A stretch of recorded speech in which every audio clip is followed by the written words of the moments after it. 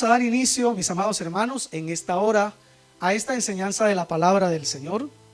Y quiero comenzar diciéndoles que cierta persona caminaba en la mañana por la orilla del mar y observó desde lejos a un hombre que se agachaba, tomaba algo de la arena y lo lanzaba hacia el mar.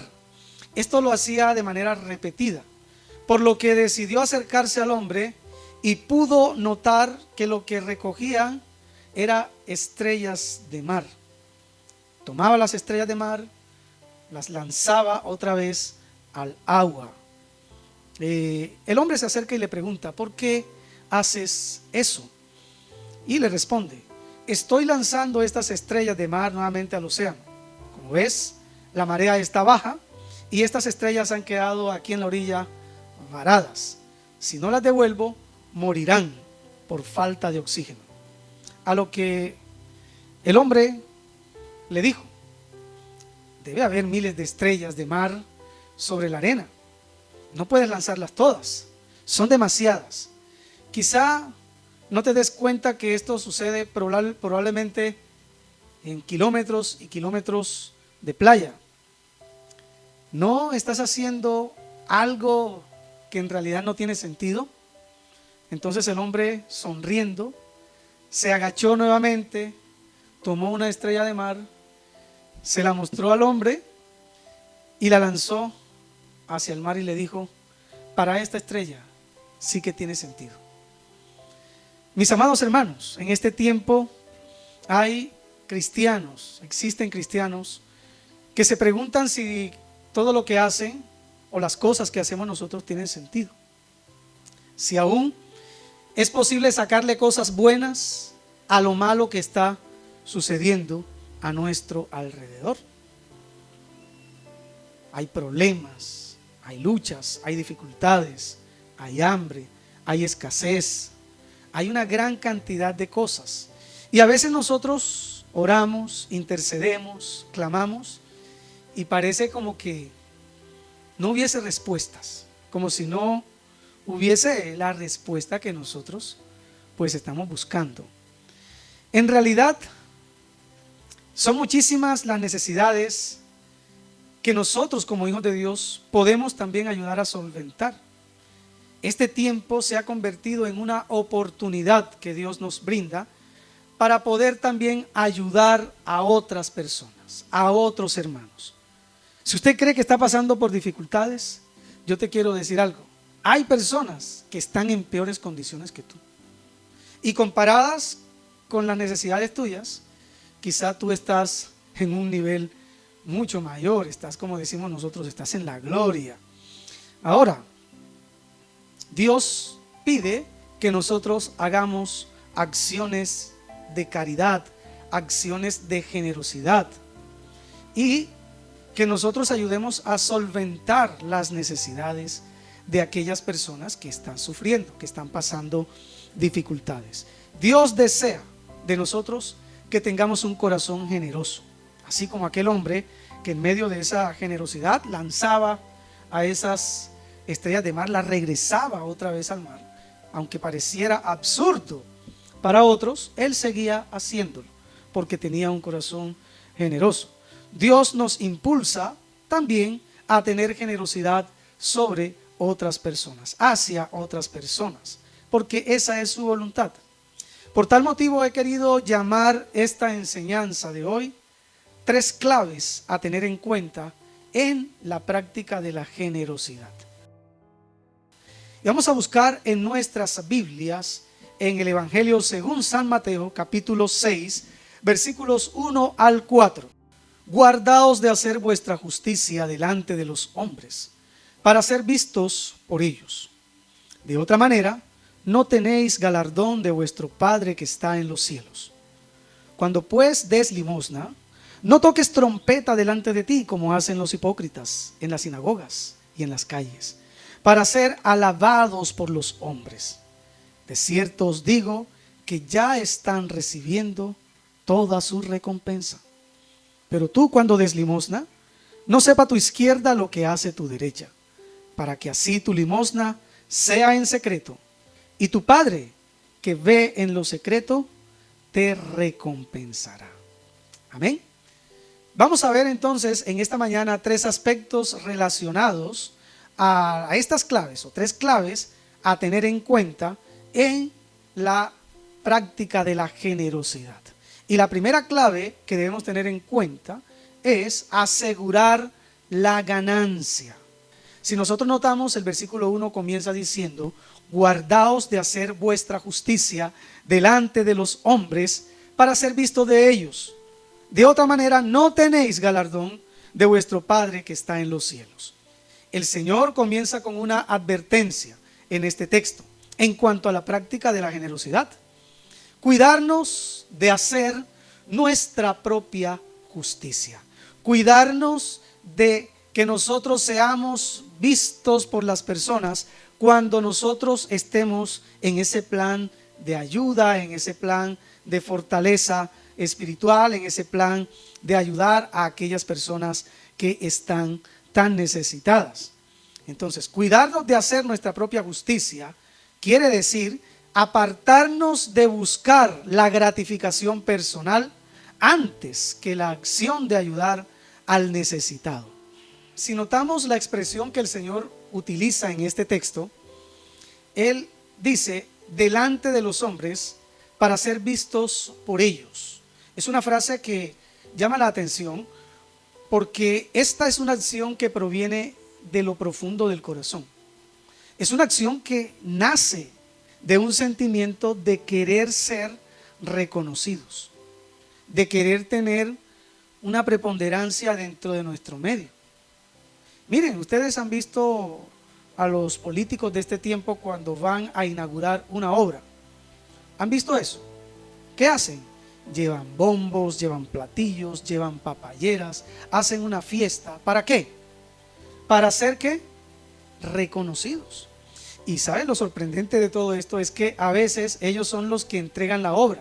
O sea, el político que está de turno es el que entrega la obra, pero el que gestionó todo el proyecto fue el que estaba antes, ¿no? El anterior político. Y entonces otro se lleva los honores, por así decirlo.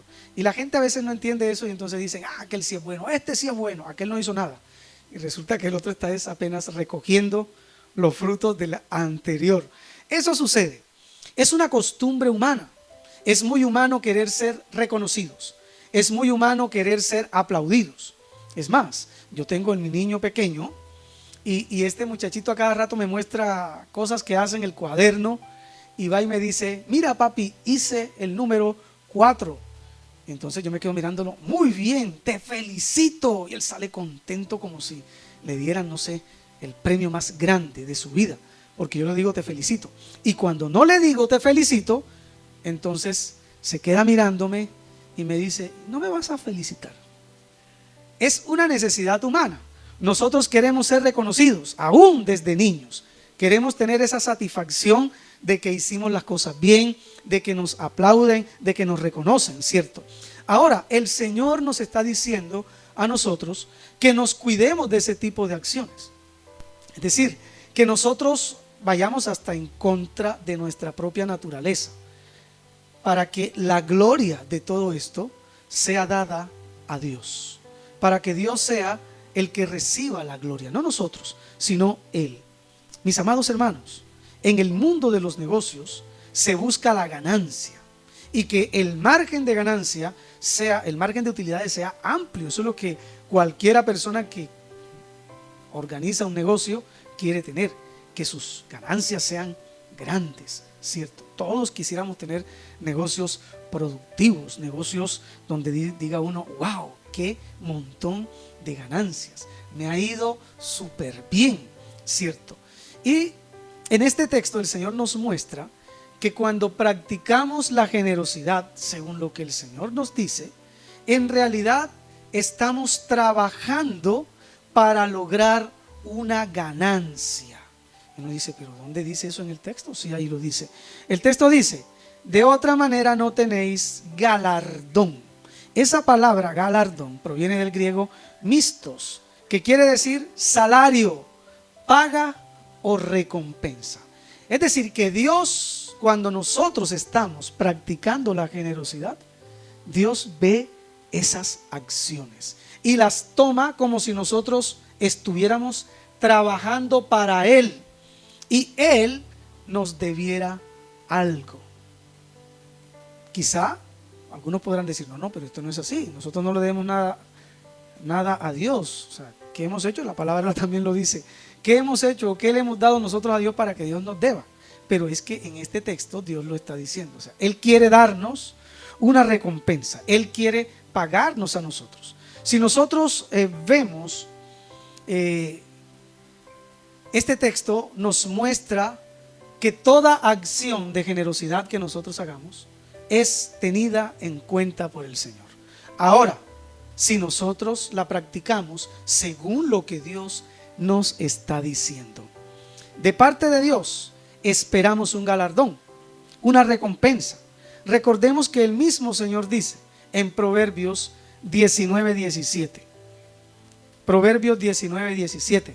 El que da al pobre, a Yahvé presta, y Él se lo devolverá. Oiga, qué bonito, ¿no? El que da al pobre, a Yahvé presta, y Él se lo devolverá. Y esta es una promesa muy hermosa para nosotros. Quizá algunos de ustedes aquí presentes dirán, pero es que nosotros somos pobres. Y si nosotros nos comparamos pues con personas multimillonarias de aquí de Colombia, todos, absolutamente todos nosotros somos ¿qué? Pobres. Porque aquí dentro de esta congregación no hay multimillonarios. No, todos nosotros estamos en condición de vulnerabilidad en cierta medida. Nosotros estamos dependiendo de un sueldo, dependemos de unas entradas, dependemos de un negocio. Algunos hasta ni siquiera dependen de eso, sino que dependen de lo que sus padres le manden. Dependen de la generosidad de su familia. Algunos hasta dependen del subsidio que el gobierno les dé. ¿Cierto? Del ingreso solidario, de Familias en Acción. Entonces, hay vulnerabilidad en este lugar, en esta iglesia, en esta congregación. Sin embargo, Dios dice que hay personas que son pobres y que son necesitadas. Hay personas que van a estar más necesitadas que tú. Tú por lo menos tienes alguna entrada. Vives aquí. Pero ¿cuántas personas que no son de esta tierra, que vienen de otro país, están habitando esta tierra? No tienen nada. Vienen a explorar, vienen a buscar una mejor condición de vida.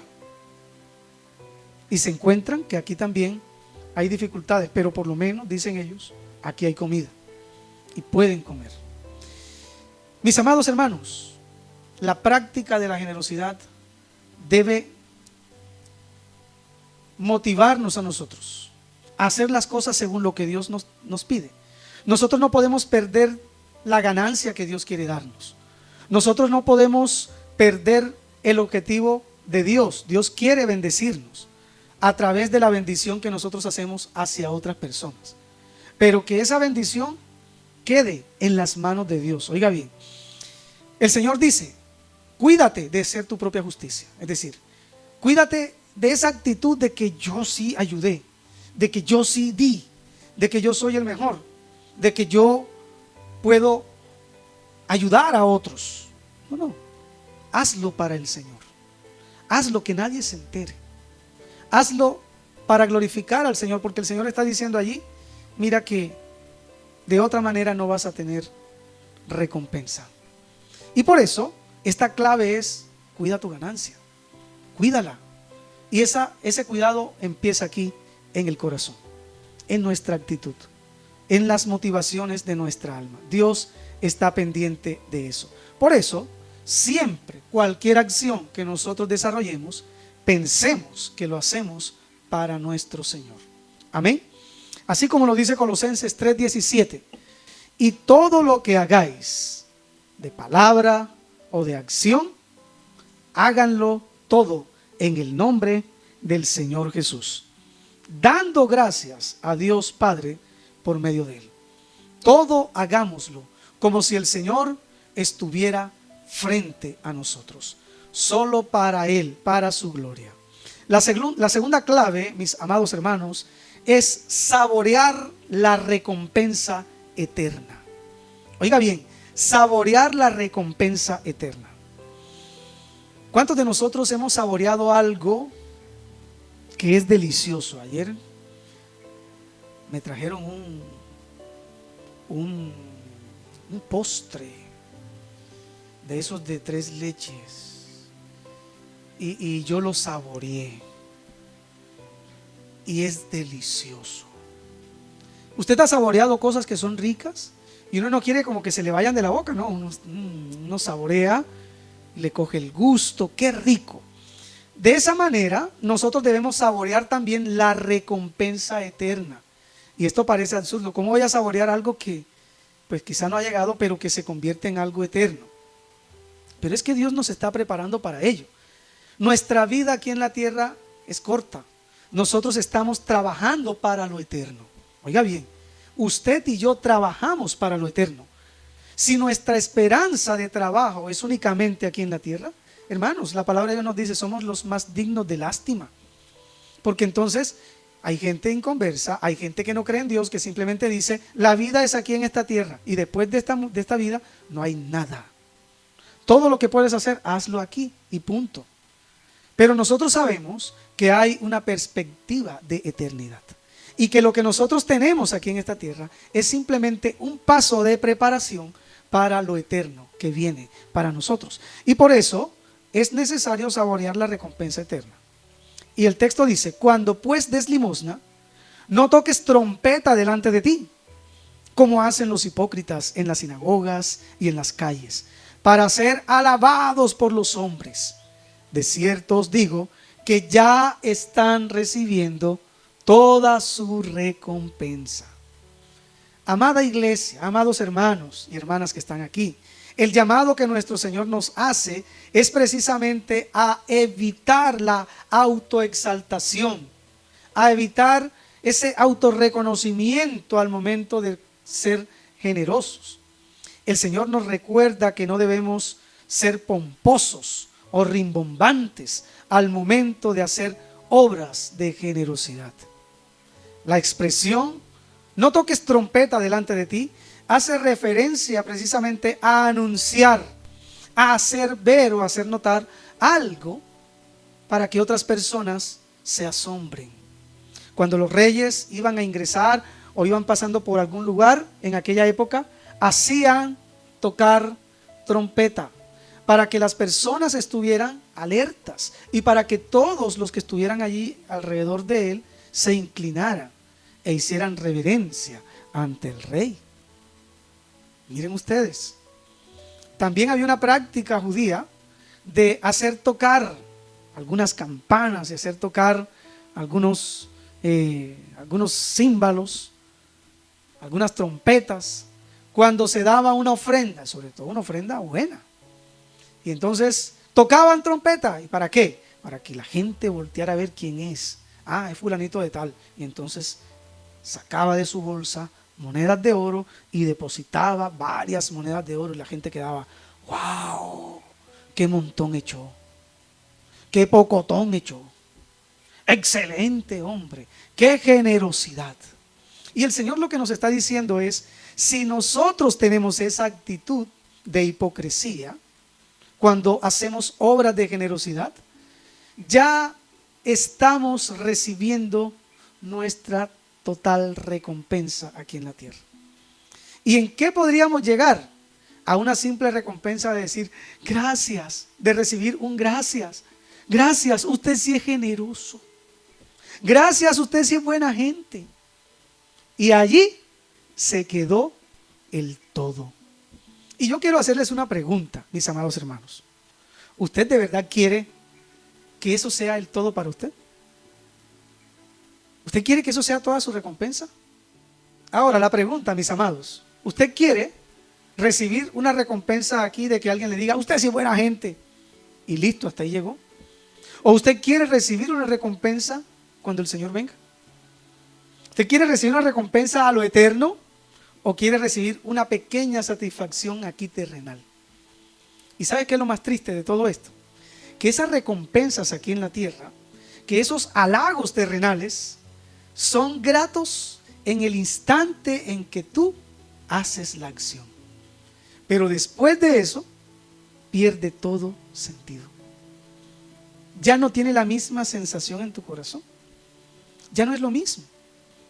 Es más, si tú vuelves a ayudar a esa otra persona, ¡ay, qué bien! Hasta la misma persona que tú le estás ayudando, hasta deja de adularte, deja de exaltarte y termina hasta reclamándote que por qué no le has llevado el próximo mes.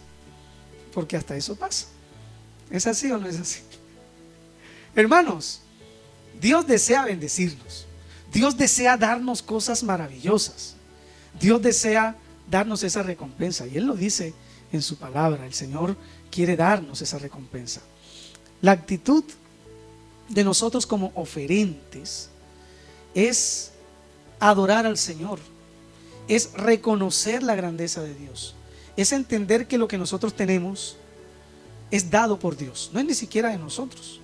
Es puesto en nuestras manos para que nosotros lo administremos. Para que nosotros de eso que tenemos también demos y hagamos partícipes a otras personas de esas bendiciones que Dios ha puesto sobre nosotros. Entonces, el Señor nos dice a nosotros que nuestra recompensa es o se proyecta a lo eterno. Y allá en Colosenses capítulo 3 versículo 2, el Señor nos ordena: pongan la mirada en las cosas de arriba, no en las de la tierra. Hermanos, no miremos el reconocimiento humano. Si nos aplauden, pues no podemos hacer nada, no podemos decir, bueno, aguanten allí. Pero no busquemos el reconocimiento humano, busquemos lo que a Dios le agrada. Pongamos la mirada en las cosas de arriba, busquemos la voluntad de Dios, esforcémonos por hacer lo que el Señor quiere, darle la gloria a Él. Nosotros debemos saborear lo eterno, debemos disfrutar gozándonos, así como hacían aquellos hombres de Dios que no habían recibido el cumplimiento de la promesa, pero abrazaban esa promesa. Y dice que y se gozaban viendo por fe el cumplimiento de esa promesa. Así también nosotros, gocémonos en el Señor, proyectémonos hacia lo eterno, saboreemos la esperanza eterna que tenemos en el Señor Jesús. En Apocalipsis capítulo 22 versículo 12: he aquí yo vengo pronto y mi galardón conmigo. Galardón, ¿recuerdan la palabra? Recompensa, el pago, para recompensar a cada uno según su obra. ¿Está escuchando? Dios va a recompensarnos. El Señor Jesús viene a traer una recompensa. ¿Según qué? Según la obra de cada uno. Hermanos, nosotros aquí en la tierra podemos aparentar muchas cosas. Nosotros aquí en la tierra podemos mostrarnos como buenas personas, pero solamente Dios conoce los corazones. Amén. Y es muy posible que nos encontremos con grandes sorpresas cuando el Señor esté otorgando los galardones y digamos, caramba, y esa hermanita que yo veía que no tenía nada, y cuántas cosas el Señor le ha dado, porque ha sido generosa y lo ha hecho en silencio. Nadie se enteró en la iglesia de que esa hermana era tan generosa, tan caritativa, que ponía en práctica esas horas de generosidad. Qué bendición, ¿verdad? Tercer y última clave: usar la perspectiva silenciosa. A nuestro Señor le agrada este accionar en la vida de sus hijos. Él lo deja claramente dicho, versículo 3: pero tú, cuando des limosna, no sepa tu izquierda lo que hace tu derecha, para que así tu limosna sea en secreto, y tu Padre que ve en lo secreto te recompensará. Amén. Miren lo importante de este texto. Lo primero que debemos tener en cuenta al hacer obras de generosidad es hacerlo para el Señor. Así como lo dice Colosenses 3:23. Cuanto hagáis, hacedlo de corazón como para el Señor y no para los hombres. Es decir, toda acción que nosotros realicemos en esta tierra, hagámosla para el Señor. Y eso lo involucra todo, hermano. En tu trabajo, en tu negocio.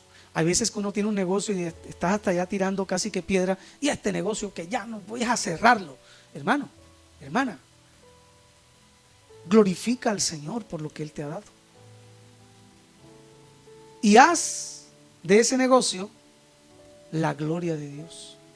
Hazlo para glorificar al Señor. Amén. Lo mismo en tu trabajo. Hazlo con excelencia, como si tú estuvieras sirviendo al Señor y Él fuera el que te fuera a pagar y Él tuviera allí la paga. Hazlo para Él, que es pesado, que es angustiante a veces, ¿no? Que dan ganas de tirar todo, cierto. Pero recuerda que lo estás haciendo ¿para quién? Para el Señor. Acuérdate, mira allí a esa persona y piensa, esta no es esta persona, ahora mismo lo estoy haciendo ¿para quién? Para el Señor. Hazlo para el Señor. Amén. Entonces cuando estés haciendo esos cálculos estructurales y te ponen otra tarea estructural y te dan ganas de coger y dile, Señor, gracias porque me das la capacidad de hacer estos otros cálculos. ¿Y hazlo para quién? Para el Señor. Todo hagámoslo ¿para quién? Para el Señor y no para los hombres. Entonces, mis amados hermanos, el que nuestra izquierda no se entere de lo que hace nuestra derecha, nos muestra que la generosidad debe ser silenciosa, en lo posible secreta. Y esto nos indica cuál es la actitud que el Señor Jesús desea de nosotros. Que Dios sea el centro del reconocimiento. Que el Señor se lleve toda la gloria. Amén. Que Él sea el eje principal sobre el cual giran todos los demás engranajes de nuestra vida. Bien dijeron los reformadores al postular aquella máxima: soli Deo gloria. Solamente la gloria a Dios. Nosotros debemos recordar que todas las acciones buenas que hacemos hacen parte del plan superior de Dios, dentro del contexto de su reino. Oiga bien, todas las cosas buenas, porque nosotros hacemos acciones buenas, ¿o no? Claro, usted hace a diario, me atrevería a decir que usted hace cosas buenas. Sin embargo, todas esas cosas buenas hacen parte del plan soberano de Dios para el fortalecimiento, para la extensión, para el crecimiento de su reino. Algunos dirán, no, eso no es así. Busquemos allí, en Efesios capítulo 2, versículo 10. Porque somos hechura suya, creados en Jesús el Mesías para buenas obras, las cuales Dios preparó de antemano para que anduviéramos en ellas. Amén. Qué texto tan bonito, ¿verdad? Es un texto que nos muestra la magnificencia del amor y del poder soberano de nuestro Dios sobre nosotros. Empieza diciendo ese texto de Efesios: porque somos hechura suya. O sea, somos obra de Dios. Usted y yo. Amén. Usted y yo somos obra del Señor. Usted que se considera maluco, usted que se considera, no sé, poca cosa, recuerde quién lo hizo a usted. Eres una obra preciosa de Dios. Dios te ha creado, dice, porque eres creación de Dios. Eres hechura de Él. Eres una obra del Señor. Creado en Jesús, en Jesucristo, en Jesús el Mesías, para buenas obras. Es decir, hay un propósito por el cual Dios nos ha creado. Para que vivamos ¿en qué? En buenas obras. Para accionar buenas cosas. Para poner en práctica buenos comportamientos, buenas conductas. Y dice, las cuales, ¿qué cosa? Las obras. Dios las tiene preparadas con anticipación. Así que usted cree que va a ser una obra buena. No, hermano. Ya Dios la tenía ¿qué? Diseñada, la tenía lista, la tenía preparada, porque allá había dicho, esta obra va a ser para mi hijo Marcos. Y él la va a poner en práctica. El detalle es que a veces nosotros no nos damos cuenta de esto. Y entonces creemos que esa buena acción la hicimos nosotros, entonces nuestro corazón se inflama. Se llena de orgullo, de autogratificación, que es lo que Dios no quiere. Esas buenas acciones ya el Señor las tiene que preparadas con anticipación para que nosotros vivamos, como dice allá, anduviésemos en ellas, anduviéramos en ellas, es decir, las pongamos en práctica. Amén. Mis amados hermanos y hermanas, Dios quiere usarte a ti. Dios quiere utilizarte como un instrumento de bendición en este tiempo. Tú eres ese instrumento escogido por Dios. Y sabes algo, yo quiero que tú creas eso. Porque Dios te está diciendo que tú eres ese instrumento que Él escogió para bendecir a otras personas. No solamente en la práctica de la generosidad de cosas materiales, no solamente en la práctica de la generosidad de alimentos, en la generosidad de vestido, sino también en la generosidad de afecto, en la generosidad de cariño, en la generosidad de un consejo sabio y prudente que nosotros podamos darle a alguien, que nosotros podamos compartir con ellos, con otras personas, de esta gracia divina que nosotros hemos recibido. Compartir del amor de Cristo, compartir de esta salvación. Eso es ser generosos. Hermanos, ¿y cuántas veces nosotros hemos tenido la oportunidad dada por Dios de compartir su palabra, de compartir su evangelio con otras personas, y el Espíritu Santo te está impulsando y tú sabes que dentro de ti algo te dice, comparte? Pero también viene la otra parte, tu naturaleza pecaminosa, y te dice, no, que vas a compartir. Te van a rechazar. Uy, no, qué miedo. Uy, no, qué oso. Uy, qué pena.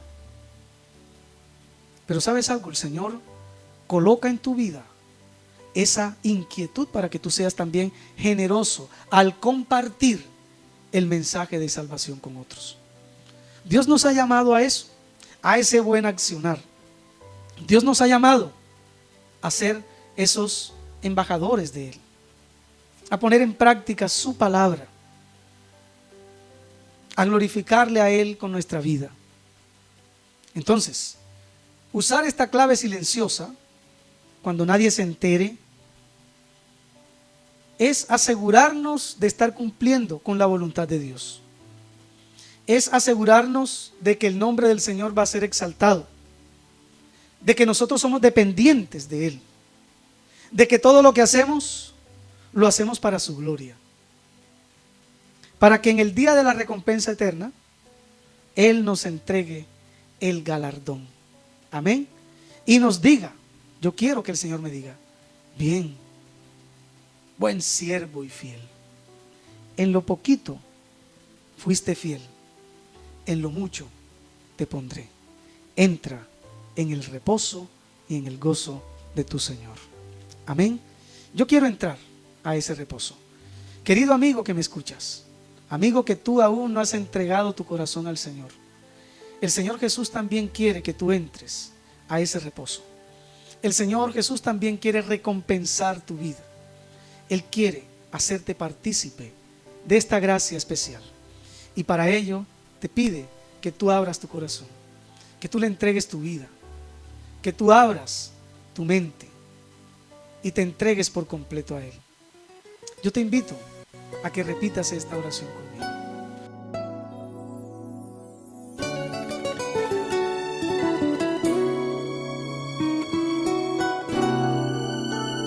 Oh pecador, si tú pudieras comprender cuando te llama la voz del Salvador, y si pudieras humillar tu corazón para después sentir el gozo de su amor. ¿Por qué luchar por no escuchar que en una vez en el Calvario por tu alma se entregó, y por amarte a ti vino a morir aquí para mostrarte que en Él hay salvación? salvación.